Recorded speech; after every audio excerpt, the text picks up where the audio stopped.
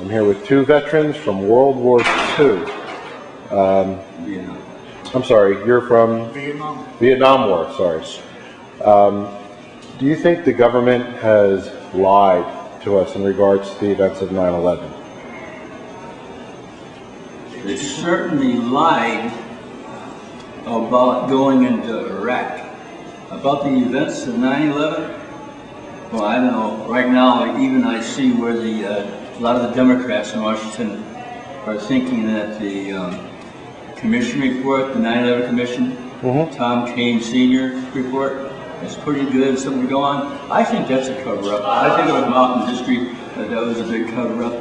And what I read on the previews of this new movie we're going to see today, apparently even the kin of the people who died in the trade tower, World Trade Towers on 9/11, are complaining about the way they've been treated.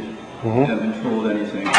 And I don't know right now, we think it's a conspiracy theory that those buildings came down some way other than by those aircraft. A lot of people said that intelligence was bad. The reason Bush and the administration didn't stop 9/11 from happening. They knew it was going to happen. They knew at least by August 6th, 5 weeks ahead of time, if not later. Well, there's information that just came out recently that on July 10th, George Tenet and Cooper Black had an emergency meeting with Condoleezza Rice explaining that had to do with an imminent attack on U.S. targets, possibly within the United States.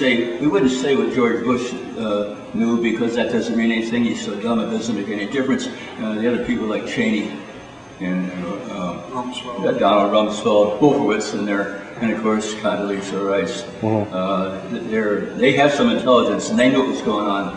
So they also served time in prison for crimes against humanity. Well, if you put 9/11 aside, all of the crimes that have taken place since are completely treasonous. They've killed upwards of 655,000 Iraqis since the invasion. I think that's a good number. Well, supposedly it was the Jon. The way they do every other thing, medical journal. And Bush was still pushing for 30, so you know it was a lot more than 30,000. Well, even if it was 30,000 deaths are too many for lies. Certainly. Two is serial murder. And how about when you got 200,000? Right. He's a champion serial murderer. Is there anything you'd like to say? Do you think the government? Certainly is. There's no doubt in my mind there's information that we don't know about yet. The reason I believe this is it took the survivors' spouses months fighting against the Bush administration to even have an investigation on the 9/11 The very fact that disaster. they did not want to investigate this speaks volumes in and of itself. Right. They had to fight tooth and nail before the Bush administration finally conceded to have one, which is unprecedented. I mean, after Pearl Harbor, 6 there was days. no question. It happened exactly 6 days later. You just don't have an attack on that scale without some type of what happened, what did we do wrong, why did our intelligence fail us? Something had to be investigated, or something was wrong with that. They didn't want this investigation. Sally Regenhart lost her son, a fireman, I believe, on the day of 9/11, and she said the largest loss of life in American history, and not one person wanted to know how and why this happened. Exactly. Well, a lot of people did, but a lot of people in the administration. Well, the people outside of the government certainly wanted to know what happened. First, I'd like to introduce Rory O'Connor. He's a documentary filmmaker and journalist. He's also president and co-founder of the international media firm Global Vision Inc. and the Global Center, an affiliated nonprofit educational foundation. He has directed, written, or produced numerous films and television programs, and served as an executive in charge of 3 weekly television series: South Africa Now and Rights and Wrongs Human Rights Television on PBS, and Children First on ABC. His broadcast and film work has been honored with the George Polk Award, a Writers Guild Award, 2 Emmys, an Iris, a Cine Gold Eagle, and many other awards. O'Connor's most recent films examine the effects of globalization and of poverty around the world, economic reforms, and human rights in China, and the origins of ethnic cleansing in Yugoslavia. He also oversees 2 internet sites, the not-for-profit media channel Org and the Global Vision News Network, gvnews.net, an international wire service distributing thousands of articles daily from hundreds of professional news organizations around the world. It's my pleasure to present Rory O'Connor.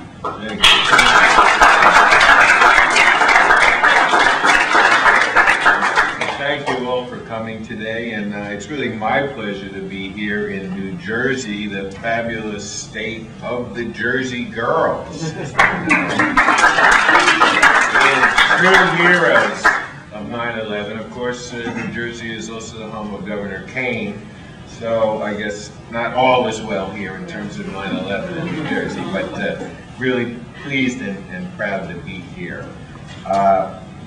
I'm going to keep my remarks short because we do have some other speakers, and also I want to get into a dialogue with the audience here. But I think that what I want to focus on, there's a lot in the film that you just saw, and a lot of areas and avenues that deserve further attention and focus. But one of the things that I've been focusing on, even before we made the film and subsequent to that, is looking at what they call in Washington the pre-attack threat assessments, and what we call in New Jersey the warnings that came before the attacks.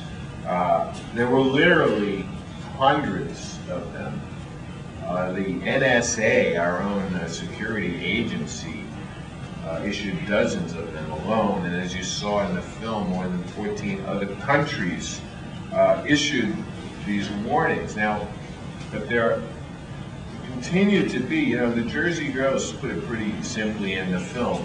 We had questions and we wanted answers. Well, 5 years after the worst terror attacks in the history of the United States, we have more questions than ever.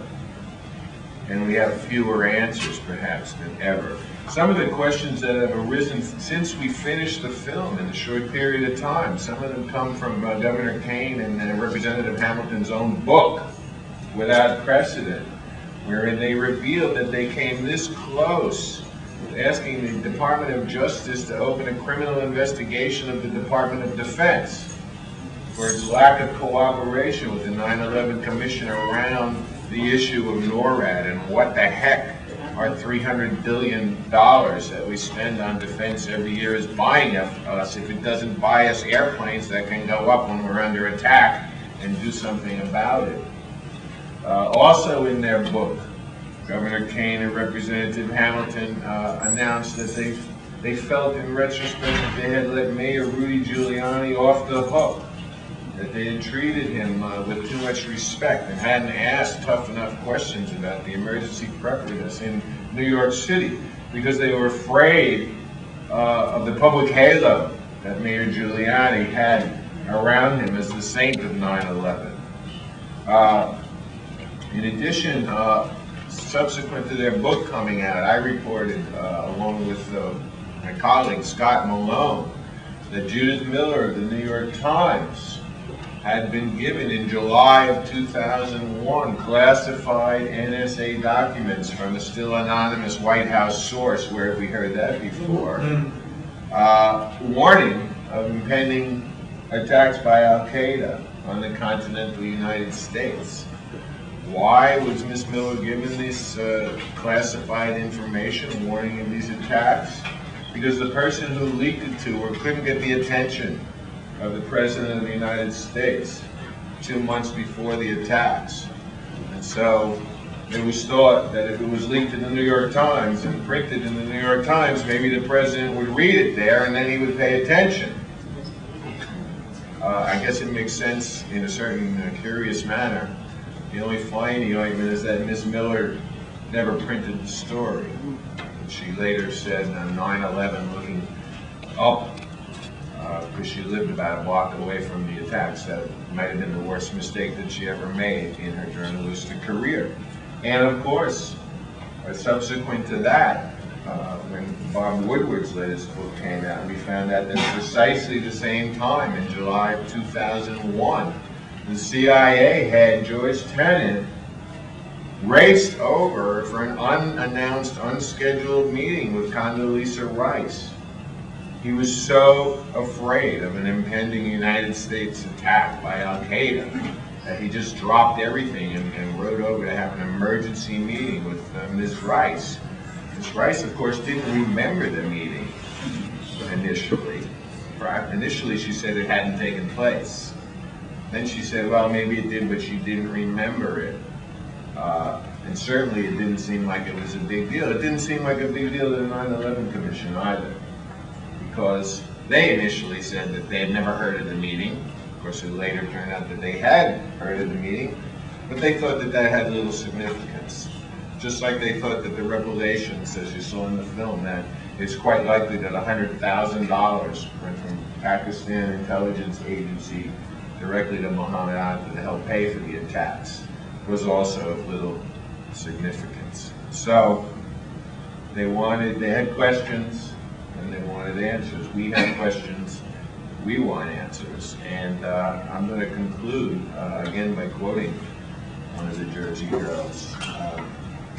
They felt that the United States was threatened by terrorists, by incompetence, and maybe by something else. So that's what we need to know, and that's why we need to continue to press for truth about 9/11. Thank you.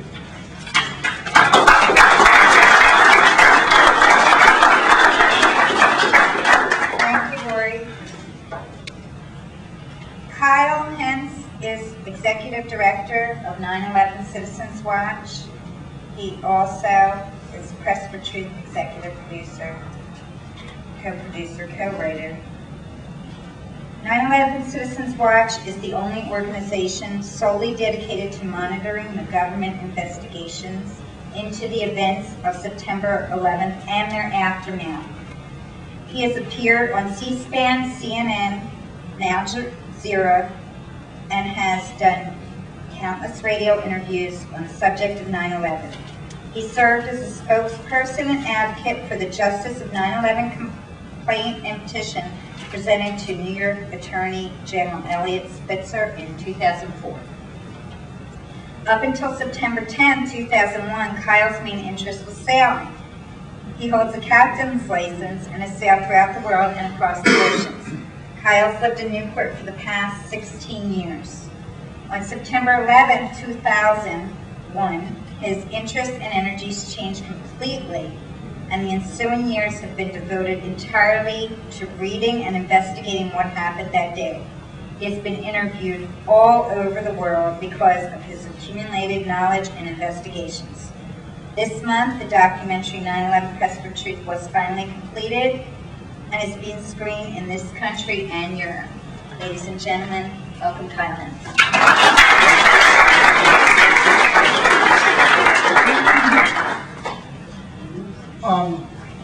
I'd like to start by saying that when I began on this path, I think it's fair to say that I didn't have a political bone in my body.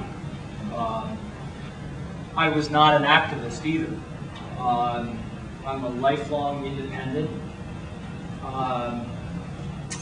And I came to this as a sailor, a photographer, sort of a jack of many trades. And it were questions at first about the notion of whether or not we as Americans should give up the liberties that we are guaranteed by our Creator in order to have this illusion of security, leaving it up to our government to decide what we should give up, how much, and the point being that it's an illusion that we can have any kind of security, especially when we turn this over to a government that has not been accountable to the people in this country for a very long time. And so I came to this without a political bone in my body. But when I started to see the material that I came across on the internet after 9/11, at the time I wasn't working, one question led to another, and I kept digging and digging and digging. And eventually I decided, I remember thinking, why isn't anyone talking about this? You know, the planes are flying around the skies for an hour and a half, nearly 2 hours, and planes aren't scrambled. You know, that was the big thing that got my attention at first, and no one was talking about it. No one in the media. The stories weren't coming out. We would wait weeks for a story. Eventually, there were a series of stories that came out because of leaks. So someone on the inside leaked something. This was in middle of 2002. So you had Colleen Rowley, who was working for she was a field agent in the FBI in Minneapolis. And she wrote this long memo to the director of the FBI, Mueller, about her efforts to get inside the computer of Zacarias Moussaoui, who's the only alleged co-conspirator who was brought, to justice or brought to court for involvement in 9/11. She tried to raise the alarm, she tried to get access, and her efforts were undermined from within, from the inside. And then we heard about Kenneth Williams in Phoenix, where he raised the alarm. Probably should have raised the alarm quite a bit sooner. He was forced, his hand was forced, and he raised the alarm about Arabs training to fly in small planes at different flight schools, and this one in particular in Phoenix. So there was a mosque, some members of the mosque were getting flight training at a small school there. So he suggested to headquarters back home, hey, maybe we should canvass all the flight schools in this country to see if there are others and what they're up to. That never happened. Okay. So again, it sort of got blocked. It went to Washington, but then somehow there's a choke point or something, and this thing didn't go any further. And then, of course, the August memo, which was featured in the film. And when that was released, then all of a sudden we had national attention. And it was at that point. Now, I tell this story just because, again, I came to this very naive.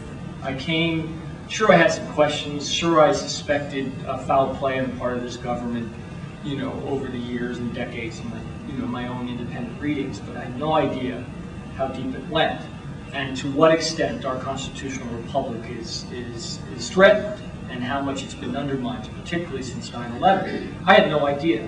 But I decided at that point that we should bring together people in Washington who had some knowledge about this subject and see if we could get some attention paid to it.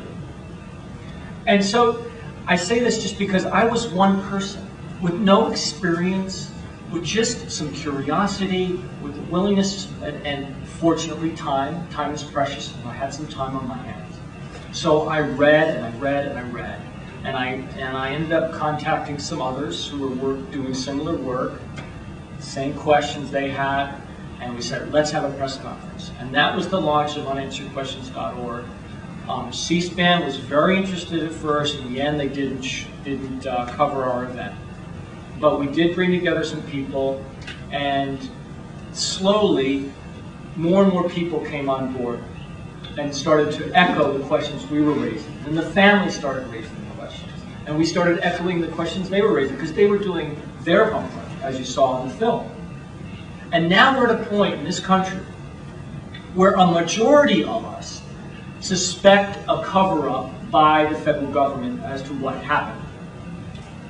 Okay, a majority. And I would say a third to a half, 35, 40% suspect government complicity. We need to know, because on the backs of 9/11, the world has been turned upside down. Escalation of violence is occurring all over the world.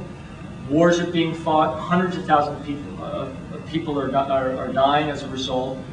And the concentration of power is extreme and very dangerous, not only to our republic and the Constitution, but to people around the world, and to any notion that we can have hope for freedom, for not only for ourselves, but for others. So it's on the backs of 9/11, and I believe a lie about 9/11, a deception about what happened, that all of this has happened. And my hope is that the card of fear, that the politics of fear are beginning to run its course, and that we will see a change. There are other people that have also led courageous efforts to bring about change and accountability in the area of voting. Bev Harris featured on Hacking Democracy. Brad Freeman carried the same torch. And others have picked up that, because if we don't have the ballot box, then we have nothing. And we have an election on Tuesday, and it's really, I'm very nervous about it. But again, there is a case where just a handful of people have propelled an issue that would have otherwise been buried, ignored by the mainstream media, just as 9/11 issues have taken it and pushed it forward. Just a grandmother, just curious, ended up dumpster diving and pulling up documents and doing searches on the internet and finding code to machines that we're not even allowed to have access to.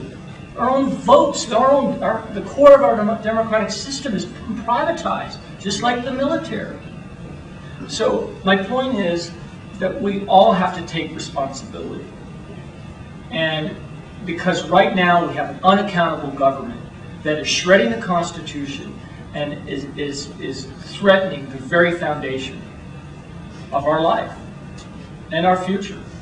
And so my hope is that we can move forward together, that we can lobby a Congress. I don't have much hope if it's a Republican Congress that convenes in January, but perhaps for an investigation. If we don't get one in our own Congress, then we should proceed with some kind of international tribunal, and we should educate the world, which in many cases are more educated than we Americans, about what happened on 9/11, and we should get to the bottom of it and understand the ties that state apparatus have with terrorism through the ages, and perhaps on 9/11. And that's something perhaps we can talk about further. So my hope is that each of you will look to ways that you can engage with this movement to find the truth, to lobby for an investigation, to buy a film, to do a screening at your own home, and join us. And in the hope, and hopefully by working together, we can get results and get to the bottom of 9/11 and turn the world right. Thank you.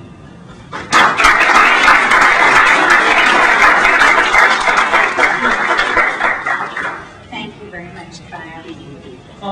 Yeah, we'll have a panel discussion now that I've offered to moderate. But before we begin that discussion, I want to introduce Jon Gold. We have 25 minutes. We have 25 minutes? At most. They're going to close. Well, why don't we just go straight into Q&A, but I wanted to introduce Jon Gold, sitting to my far right. John was instrumental in helping getting the film made. He's also an active blogger and is very engaged on this issue and very well informed. He's done a lot of his own homework on the issue and will contribute to the discussion. So let's just go straight into your questions, and we'll see if we can answer most of them before we have to go. Ben? Yeah, look at this room. It's a handful of people. You're claiming that the majority of people in the United States now believe that there's a cover-up over 9/11? Yes. Look at the contents of this room. There's no majority. What can anybody do? If I went out and I tried this, going out and talking to people, they think I'm nuts. Well, I'll tell you what you And can I do. don't believe that the majority of people in this country have the intelligence to even surmise that there was something behind 9/11. Well, I don't think it's going to go anywhere. If you've got an answer, I would. I hope you're wrong. I would say that you are wrong relative to what the polls are showing. I mean, there have been multiple polls done by very credible agencies, and including Zogby, and including Scripps Howard, which have confirmed exactly what I'm telling you. How And did Bush get elected twice? Stolen. All right, there you have it. Well, he got What's elected the once. answer? What's the and answer? We selected. can't even count on our vote anymore. You know, one thing that we would ask you to do, look, we need your help. You saw in the film the crucial role of the media and how the mainstream media has basically, as we all have seen over the last 6 years, repeatedly dropped the ball, not only in relation to 9/11, but lots of other things. And so we made a film. Now, this film has not appeared on television in the United States. Well, what can you do? There's very specific things you can do. We have had a series of house parties all across the country, you know, just before 9/11 and at least after 9/11. And everybody in this room could take a DVD and invite 10 people to come over to your house and say, watch this film. And then everyone who comes to your house can get it. Anybody who will have a house party, we will give a free DVD to. Invite 10 of your neighbors over. If they'll have a house party, we'll give each 10 of them a free DVD. And so we have to use people power. You know, we don't have a large, in fact, we have a zero advertising and promotion budget. But we have screenings like this constantly in about 48 states now. We haven't hit Alaska or Hawaii yet, but we hope to. So if you're looking for something to do, there's a very specific thing that you and your neighbors can do to help spread the word, and we need your help. There's another thing that's going on right now, and I won't try to monopolize. That even if I'm carrying around a petition to impeach this cabal, this evil cabal. People won't sign it because they're afraid. They know what this government is capable of, snatching you right out of this room and hiding you away in Gitmo and doing whatever they want to you. They're afraid. So how do you combat both these things? Either the lack of interest and when the fear. The only thing we have to fear is fear itself. There's safety in numbers.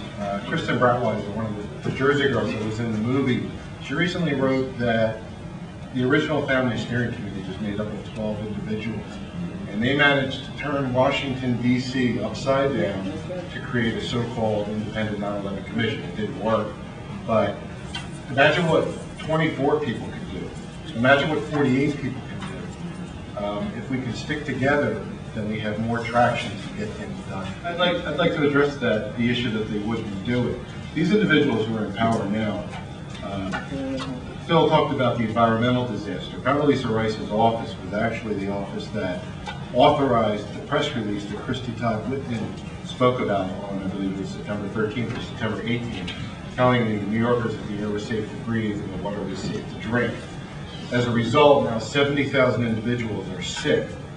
The Iraq War, according to the latest Lancet study at Johns Hopkins University, sponsored by MIT, upwards of 655,000 Iraqi civilians have been killed as a result of our invasion.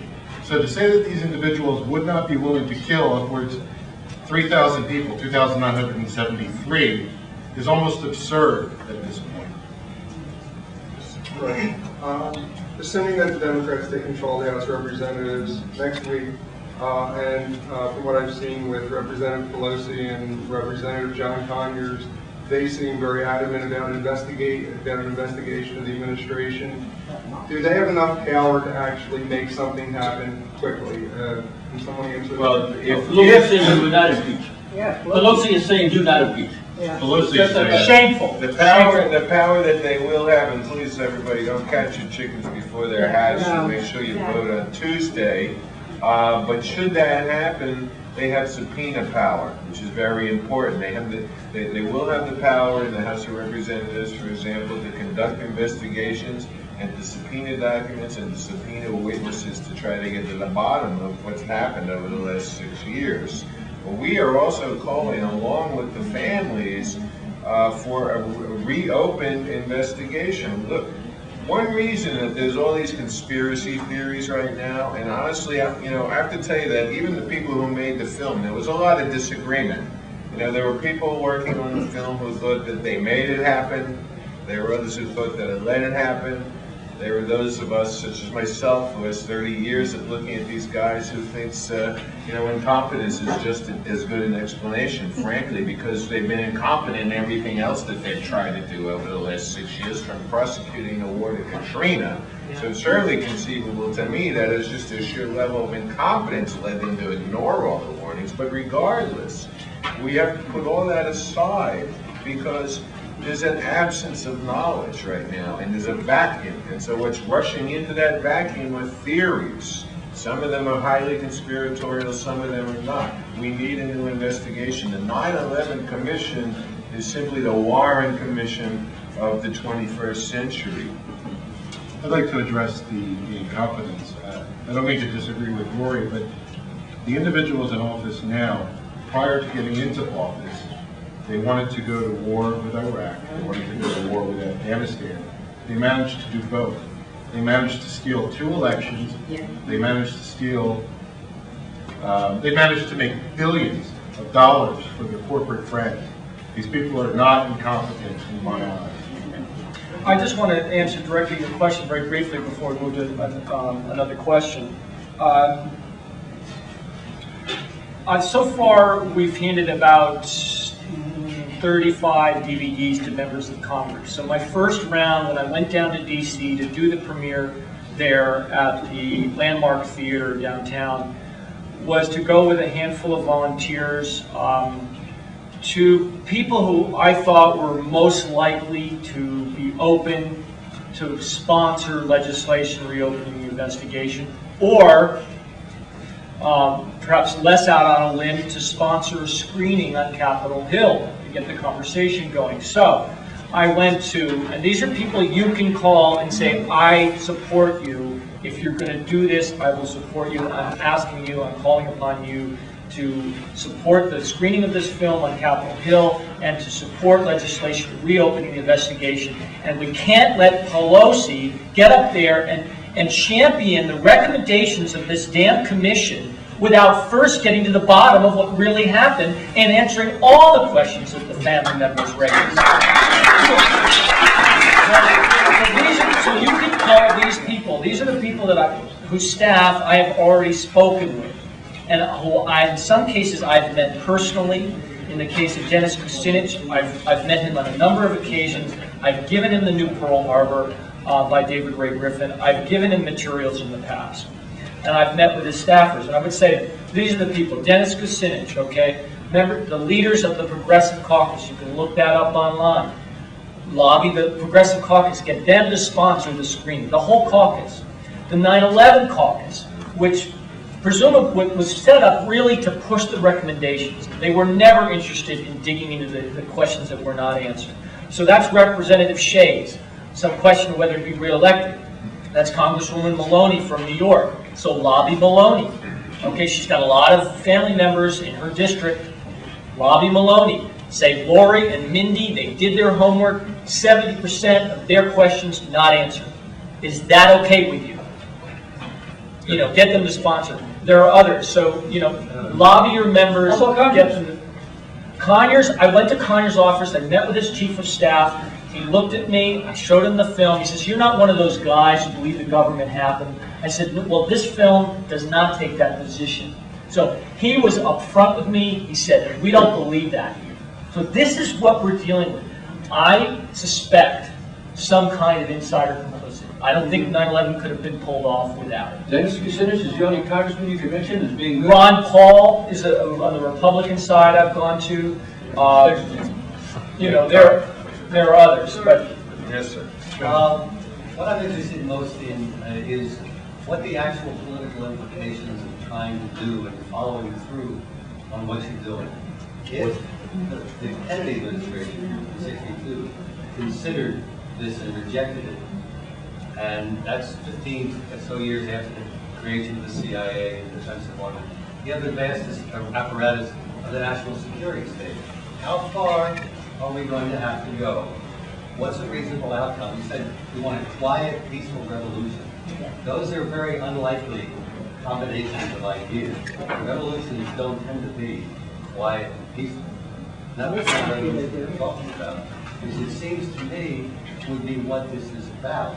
I think we have a conservative or reactionary revolution going on now. So just to simply halt and reverse that is a kind of revolution. But your original comment that you were apolitical most of your life, I would think is true of most Americans. And I've been the reverse since in and out, not active in parties, but active following the country's history. And there are a lot of apolitical people who get involved for a very short time. They cannot sustain an interest. So how are you going to sustain a movement on this? And where is it likely, in your judgment, I mean, you're going to differ, but where this is going to go? Because including George Bush is all well and good, but I don't think that's enough. So where are we prepared? Where do you envision it going?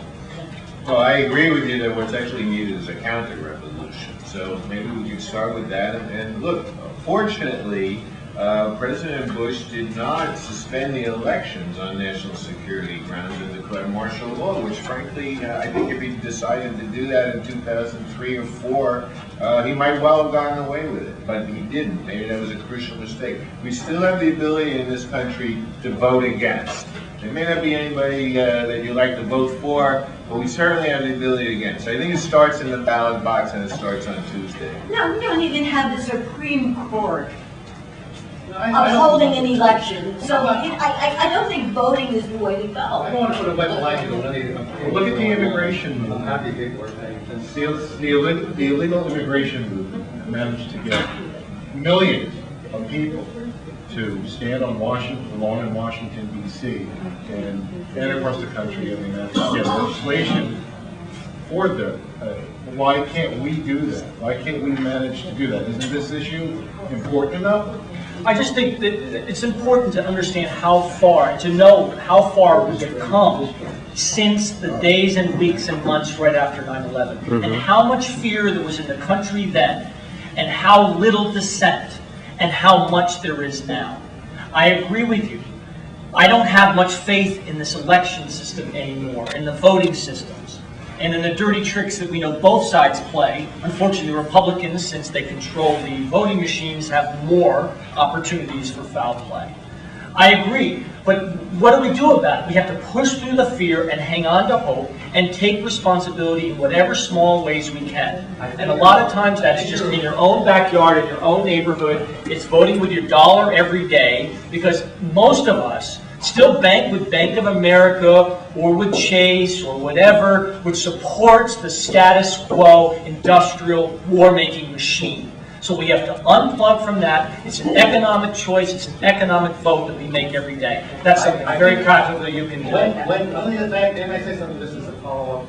When the 9/11 happened, I predicted to friends of mine, not every detail was going to go on. It reminded me of what my experience as a child with McCarthy, a period of fear in the 50s. And I said, this is it. Whatever however it came about, that was long form speculation as to how it came about in investigation. This is a great opportunity for government to do all sorts of things and just keep people afraid. Because I've long understood that fear was a very powerful motivator in people's lives, and the government preyed on it and manipulated people with fear. Yeah. Well, they're ruling by fear and propaganda. The point of that is unless you think through where you're going in advance, where it's likely to take you, and what your responses are going to be in advance, systematically, you're going to get undercut at some point down the road because you have a very life. But they have done a very good job of connecting. You want somebody else a chance? Thank you. I have a question, a legal question, and that now set an invitation is I attend Temple University. I happen to be in agreement with the argument for governmental complicity, if not perpetration. And I just learned, I'm very happy to have found out my suspicions early on, but through the internet, I found other Temple students that are organizing, and we actually, I wasn't there, I missed it, but students actually put together the first public demonstration about 9/11 truth, and it just happened Friday. So there'll be more. Some other students here can tell you about it. have to practice in 5 minutes. Okay. Just a quick comment. In addition to voting, what if we had the idea of, as Phil suggested, the false flag operation that was evident with Northwoods being planned and actually probably perpetrated on 9/11? What if we started a movement for legislation across the country for each state to ban false flag operations against our own citizens? This would create a situation where they would have to come out of the closet and say, okay, that's a good idea. And so, I mean, this is... I think it's a great idea. I think it's a great idea, but the problem is, in my opinion, and I run for office, the party people don't want me because I won't kiss their butt, and that's why I've never really wanted to. But the problem is, the people in Washington, the people in your various states, New Jersey, Pennsylvania, and everything, in government, the biggest thing they care about, and I hope it's different when we take over, I hope the Democrats take over next week, I've been Democrat all my life, the biggest thing they're concerned about is one thing, getting reelected. Basically, they don't give two hoots about any of us in this room, and I'll say it to their faces. And so it takes a real movement to change that. But we have to, don't give up, and I'm not giving up. I just wanted to echo the gist of what the gentleman has just suggested, and that is some kind of initiative in states across the country to ban false flag operations. Well, I think before we get to that point, we've got to educate a lot more people about that. Half the country may suspect a cover-up, and a good percentage of them may suspect that 9/11 was a kind of was a false flag operation of sorts. But we need to educate with the most credible material that's available. And we are in a propaganda war. And if it's going to be a peaceful revolution, it's only going to be because we win the propaganda or the info war that is going on. And that war is a war for people's hearts and minds. And so that's the one we have to win. And I think a good place to start, in addition to the Operation Northwoods documents, which you can download as PDFs on Phil's sites and others, is Operation Gladio, which was investigated in Europe by 3 parliaments. The parliament in Italy, in Switzerland, and Belgium. They all held inquiries in Europe, in each parliament, about an operation where bombs were set off at train stations over the course of a decade or longer, where there were scores and scores of innocent killed. The bombings were blamed on communists, and the extreme right politically gained power and firmed their control and power over there. There's a 3-part series that the BBC did on Gladio that you can find at my website, 911citizenswatch.org. Just do Gladio search in the upper right-hand corner, and there's 3 links to the 3 separate parts. And if you have high-speed internet access, hope you do, you can watch those documentaries. They're very compelling, and they make the case. CIA and MI6, according to people who were convicted, had a role in these bombings. This was set up after the Soviets withdrew in order to have the infrastructure in place for a counterinsurgency in the case of a Soviet invasion of Europe. So here's the precedent. Here's the precedent for the setting up of the operation and also for the investigation and exposure of false flag operations. So this is complicated, but if you learn the material, you can boil it down for people that they understand.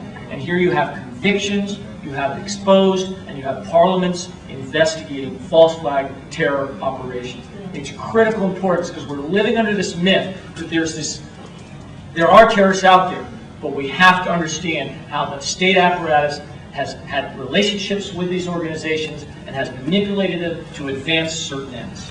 And I see Joanne's getting very nervous. I'm going to take 30 seconds to just say the most important thing is don't give in to the fear and the despair. 30 years ago, I lived in Massachusetts. In 1972, 49 states voted to re-elect a guy who was running an illegal, unconstitutional war, who was a crook, and who was violating the Constitution. One state, the one that I lived in, voted against this man. 49-1, we lost.